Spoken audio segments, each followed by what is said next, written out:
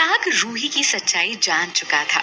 उसने ठान लिया था कि अगर रूही उसके साथ गेम खेल रही थी तो वो उस गेम से अब पीछे नहीं हटेगा। वो सुनिए अब अपनी पसंदीदा ऑडियो स्टोरीज पॉकेट में कॉइन के साथ। कॉइन्स खरीदो और अपनी पसंद की कहानी ऑडियो बुक अनलॉक करो। पता है सबसे अच्छी बात क्या है? ये कॉइन्स कभी एक्सपायर नहीं होते और साथ ही आप इनसे अनलॉक कर सकेगा। वो जानबूझ दोस्तों अभी खरीदिए कोई भी कॉइन पैक और एंजॉय कीजिए एड फ्री लिसनिंग। जानबूझकर रूही के एकदम करीब आया और जब वो उसे किस कर सकता था तब अचानक उसे धक्का देकर वहां से हड़बड़ी में कहीं निकल गया। हालांकि रूही को ये बात बड़ी अजीब लगी, लेकिन उसके जाने से उसने थोड़ी चैन की सांस ली। अजीब आदमी है, बिल्कुल पीछे ही पड़ गया था। मैं जितना इससे बचने की कोशिश करती हूँ ये उतना ही मुझे और तंग करने में लगा रहता है। अच्छा हुआ चला गया। वहां से जाने के बाद चिराग रात भर घर नहीं आया। रूही को अब अलर्ट रहने की जरूरत नहीं थी। वो सुकून से उस कमरे में बैठकर कोई मेकअप वेबसाइट चेक कर रही थी। फिर देखते देखते किसी एक हिडन फोल्डर में अपना पासवर्ड डालकर उसे अनलॉक कर दिया। उसे अनलॉक करते ही स्क्रीन पर किसी की प्रोफाइल दिखने लगी जिस पर कोई नोटिफिकेशन आया हुआ था। उसने प्रोफाइल पर क्लिक किया तो किसी जानवी शर्मा का मैसेज था। मैसेज में लिखा था, लीना सेठी, आर यू देयर? एक्चुअली मुझे न्यूज मिली है कि आहूजा ग्रुप ऑफ इंडस्ट्रीज अब कॉस्मेटिक्स में भी अपना हाथ आजमाना चाहता है। अगर आप कहें तो कोलैबोरेशन के लिए हम भी अपनी कंपनी का नाम आगे सजेस्ट कर दें। लीना सेठी रूही का ही दूसरा नाम था और जानवी शर्मा उसकी वही ऑनलाइन फ्रेंड थी जिसके साथ मिलकर रूही अपना कॉस्मेटिक का बिजनेस चलाती थी। जानवी रूही को ऑनलाइन ही किसी नेटवर्किंग साइट पर तब मिली थी जब रूही ठीक थी, मतलब उसके याददाश्त खोने के ड्रामे से पहले। जानवी रूही के मार्केटिंग स्किल से एकदम इम्प्रेस हो गई थी। दोनों ने आपस में मिलकर स्टार्टअप के तौर पर एक छोटी सी कॉस्मेटिक कंपनी खोली जिसमें जानवी सारे लीगल मैटर्स देखती थी और आगे रहकर कंपनी को यहाँ वहाँ रिप्रेजेंट करती थी। वहीं रूही कंपनी की मेजर शेयर होल्डर थी और पीछे रहकर काम करती थी। स्ट्रैटेजी से लेकर प्लानिंग, मीडिया बाइंग एक्सेट्रा सब कुछ रूही करती थी और उसका एग्जीक्यूशन और रिप्रेजेंटेशन जानवी करती थी, क्योंकि जाहिर सी बात है रूही ऐसी कंपनी का चेहरा बनकर सामने नहीं आ सकती थी। रोमा और माथुर साहब को अगर पता चल जाता तो उसका जीना दुश्वार करते थे। एक बार की बात है जब रूही ने किसी सोशल नेटवर्किंग साइट पर अपने बाल खोलकर थोड़ी स्टाइलिश सी अपनी एक डीपी लगा ली थी तो रोमा ने उसका बुरा हाल कर दिया था। तमन्ना ने मुझे बताया कि तुमने सोशल साइट पर अपनी कोई प्रोफाइल बनाई है। मुझे तो हमेशा ये लगता है कि तुम ऑनलाइन स्टडीज को लेकर फोन यूज कर रही हो, मगर तुम तो यहाँ अपने ही गुलछर्रे उड़ाने में लगी हो, नहीं? हमारी छूट का फायदा उठा रही हो तुम। ज्यादा पर निकल आए हैं तुम। और रूही उस वक्त मात्र 15 साल की थी। वो गुलछर्रे उड़ाना तो दूर, गुलछर्रे उड़ाने का मतलब तक नहीं जानती थी।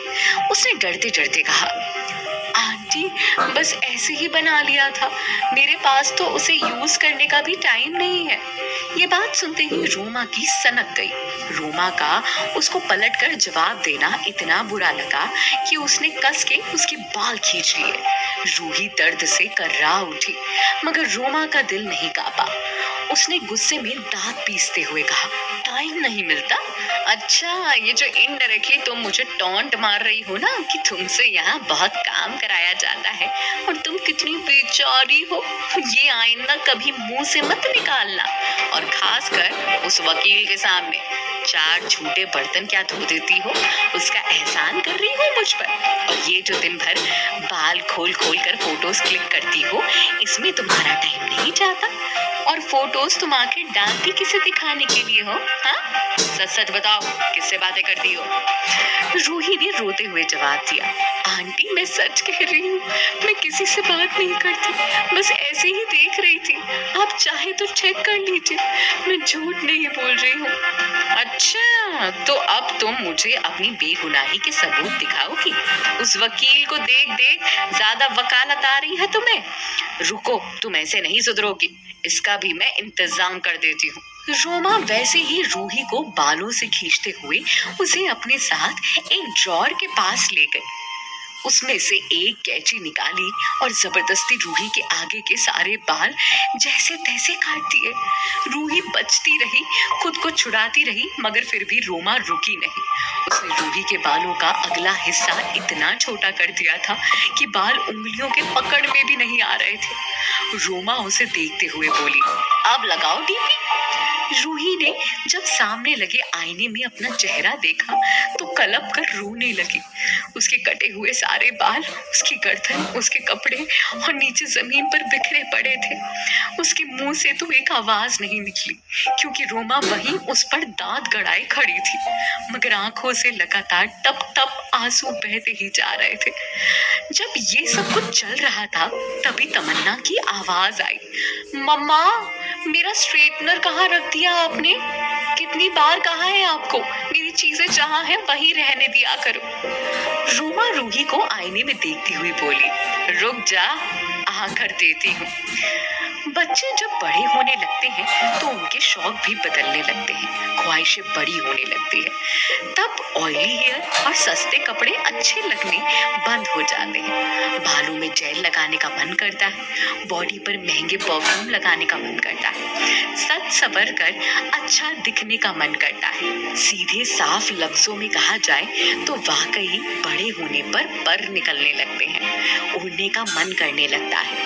तब माँ बाप का काम है कि वो अपने बच्चे के उड़ने की दिशा को देखे, ये देखे कि वो कहीं रास्ता ना भटक जाए, ना कि उसके पर को ही काट दे। बस इन्हीं कारणों से रूही को अपना ये बिजनेस छुप छुप कर चलाना पड़ा। दोनों ने इसी कंपनी को अपना 200% दिया था, इसीलिए अब तक सब कुछ स्मूथली चला आ रहा था। हालांकि इस दौरान जानवी ने लीना यानी रूही को कई बार मिलने को भी कहा, मगर लीना यानी रूही हर बार कोई ना कोई बहाना बनाकर बात को टालती रही।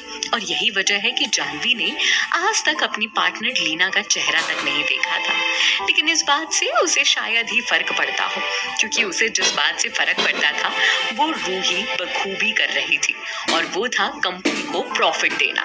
रूही ने फाइनली अपनी लीना सेठी की आईडी से जानवी के मैसेज का रिप्लाई करते हुए लिखा कि मुझे नहीं लगता कि हमें इतनी जल्दबाजी दिखाने की जरूरत है, क्योंकि आहूजास कॉस्मेटिक्स के सेक्टर में अभी भी न्यूबीज है, नए हैं।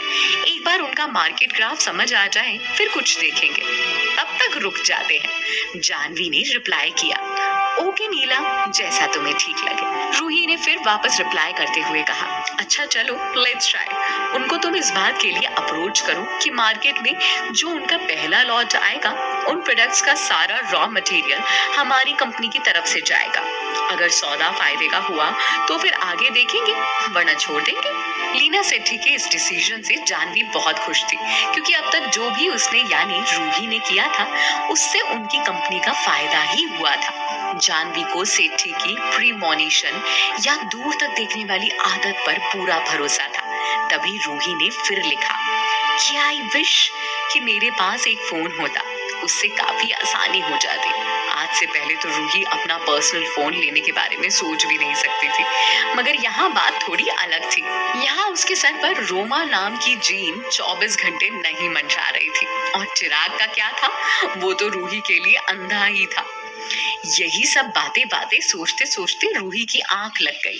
अगले दिन जब सुबह हुई और उसने आंखें खोली तो एकदम से घबरा गई। चिराग बिस्तर पर बिल्कुल उसके नजदीक बैठा था। उसे देखते ही रूही के मुंह से अचानक निकल गया, प्लीज प्लीज मारना मत, मैं अभी तुरंत उठकर बिस्तर ठीक कर देती हूँ। रूही की ये बात सुनकर चिराग का दिल भर गया। वो उसे ध्यान से देखने लगा। खैर, वैसे तो रूही उसके सामने बच्चे होने का नाटक कर ही रही थी, पर ये नाटक नहीं, सच था। इस बात में सच्चाई थी। दरअसल आपका अतीत आपके दिमाग पर इतना गहरा असर छोड़ता है कि उसका नतीजा आगे कई सालों तक आपके बर्ताव पर नजर आता है। रूही का इस तरह से डर जाना भी रोमा का ही किया धराया था। कभी कभी जब रूही को उठने में 10 मिनट की भी देरी हो जाती तो रोमा उसे थप्पड़ मार कर उठाती थी और फिर सजा के तौर पर सुबह का नाश्ता तक नहीं देती थी। ये सारी बातें रूही के दिमाग में गहराई से बैठ चुकी थी, जो वक्त बेवक्त उसे परेशान करती थी। रूही का ऐसा घबरा जाना चिराग को बहुत अजीब लगा। हालांकि वो तुरंत ही ये बात समझ गया कि आखिर ऐसा क्यों है, और वो इसीलिए क्योंकि उसने माथुर के घर का सारा हाल लेने के लिए रूही के घर के काम करने वाली एक बाई को पैसे देकर सारी इंफॉर्मेशन निकलवाई थी, जिससे उसे पता चला कि रूही को सालों तक बुली किया गया है। मगर इस बात का एग्जैक्ट रीजन उसे अब तक समझ नहीं आया था कि आखिर रूही पागल होने का नाटक क्यों कर रही थी। चिराग ने आराम से उसे भरोसा दिलाते हुए कहा, इट्स ओके, तुम घबराओ मत, मैं नहीं मारूंगा तुम्हें, तुम यहीं आराम से बैठो, ये सब नीलोफर कर देगी, मैं अभी उसे भेजता हूँ। ये बोलकर चिराग ने अपनी छड़ी खोली और कमरे के बाहर निकल गया। चिराग का उससे इतने सुलझे तरीके से बात करना रूही को बहुत अजीब मगर कहीं ना कहीं अच्छा भी लगा। लेकिन खैर, उसने इस बारे में ज्यादा सोचा नहीं, क्योंकि वो अभी इन सब बातों में नहीं पड़ सकती थी। उसने मन ही मन सोचा, इन सब बातों पर ध्यान मत दे रूही, जो काम फिलहाल जरूरी है वो कर, लेकिन वक्त बेवक्त तो ये मेरे पास ही मंडराता रहता है, क्या करूं? उसने एक लंबी सांस ली और फिर से सोचने लगी, क्यों ना मैं कुछ ऐसा करूं कि ये मेरे पास ही ना आए, इसके साथ ऐसे पेश आऊं कि ये मुझे देखना तक ना चाहे, बिल्कुल नफरत हो जाए इसे मुझसे, कुछ ऐसा। रूही अपने दिमाग के घोड़े दौड़ा ही रही थी कि तभी एक आवाज आई, आप उठ गई मैडम? रूही ने सामने देखा तो नीलोफर थी। रूही को देखकर नीलोफर का तो मुंह ही बन गया था। या खुदाई, क्या अजीब हाल बना रखा है चेहरे का, सारा काजल लिपस्टिक सब फैला हुआ है, डिस्गस्टिंग। लेकिन उसने फिर स्माइल करते हुए कहा, चिराग बाबा ने भेजा है कि मैडम की हेल्प कर दो, तभी मैं आई, मैं सब कुछ क्लीन कर दूंगी, अभी आप देखना। Now get up. रूही को नीलोफर का तरीका थोड़ा रूखा और बेजार लगा। आखिर वो अबूजास के घर की मात्र एक नौकरानी ही तो थी। रूही ने नीलोफर को कहा, नहीं, मुझे नहीं करना कुछ भी, मुझे बस खाना चाहिए, अब भी क्या भी। खाना चाहिए? इज शी मैड और व्हाट? अक्खा दुनिया में चिराग बाबा को ही यही मिला था शादी मनाने के लिए, अभी ब्रश भी नहीं किया, फ्रेश भी नहीं हुआ और सीधा इसको खाने का मांगता है। ओ गॉड। नीलोफर ने साइड के ही ड्रॉअर से एक टिश्यू निकाला और रूही की लिपस्टिक पोंछने लग गई। मैडम, आप बिल्कुल ऐसे ही चुप करके बैठो, मैं अभी क्लीन करती है। रूही ने उसके हाथ से टिश्यू लिया और उछालकर फेंक दिया। नहीं, पहले खाना। नीलोफर ने गुस्से में टिश्यू मरोड़ कर फेंक दिया। क्या मुसीबत है, ये बड़े साहब ने ना चिराग बाबा के साथ अच्छा नहीं किया, वैसे भी वो हमेशा नमन बाबा को ही ज्यादा लाइक किया और मेरे चिराग बाबा के लिए ऐसे बीवी लाया। ये नीलोफर ने दूसरा टिश्यू निकाला और वापस उसका मुंह पोंछने लग गई। रूही ने इस बार जैसे ही टिश्यू हटाने की कोशिश की, नीलोफर चिल्लाकर बोली, भेजू मत खा, मैं बोली ना क्लीन करके खाना दूंगी।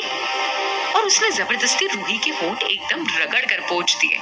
नीलोफर की पकड़ इतनी तेज थी कि रूही के होंठ छिल गए। क्या रूही को यहाँ भी वो शांति मिल पाएगी जिसकी उसने उम्मीद की थी, या नीलोफर उठाएगी उसके पागल होने का फायदा? क्या होंगे इन सभी सवालों के जवाब?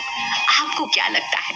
कमेंट बॉक्स में कमेंट करके जरूर बताएं और सभी सवालों के जवाब जानने के लिए सुनते रहिए अंधाधुन इश्क, सिर्फ पॉकेट एफएम पर।